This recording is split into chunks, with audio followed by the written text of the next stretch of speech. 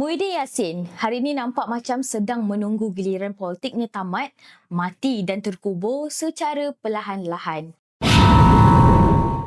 Karier 40 tahun dalam politik sedang menuju penghujungnya. Kenapa daripada hampir menang di PRU 15 ke status anak yatim? Yang paling sadis dan paling penting untuk diingat, Muhyiddin hilang cinta PAS.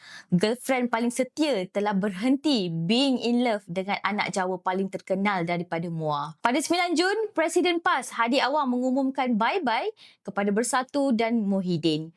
Dan ini bukan perkara baru. Dari hujung tahun lepas, Muhyiddin dan PAS kerap sangat gaduh, bermasam muka dan clash.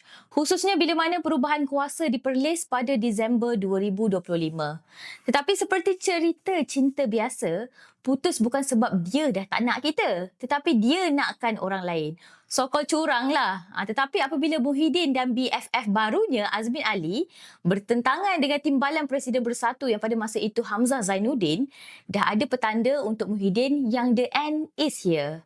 Sebabnya Hamzah disayangi oleh orang PAS dan Hamzah juga kamcing dengan semua orang ex-UMNO dalam Bersatu. Semua sayangkan Hamzah. Entah apa black magic yang Hamzah daripada Larut gunakan. Tapi faktanya Hamzah ialah jambatan paling kuat antara Bersatu dan PAS. Dan bila Muhyiddin memecat Hamzah pada 14 Februari 2026, seolah-olah Muhyiddin telah membuat keputusan untuk menamatkan kariernya sendiri, seolah-olah nak bunuh diri.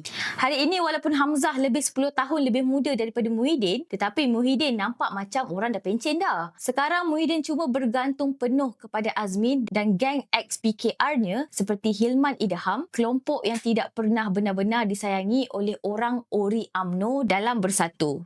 Imejnya bukan lagi presiden berkuasa, tapi pemerintah nyanyuk yang hilang sokongan dalaman. Kalau nak update terbaru, PAS masih terima Bersatu dalam PN. PAS masih terima Bersatu hadir ke mesyuarat Perikatan Nasional pada Isnin 22 Jun lepas. Tapi adakah ini bermaksud PAS in love atau kawan balik dengan Muhyiddin?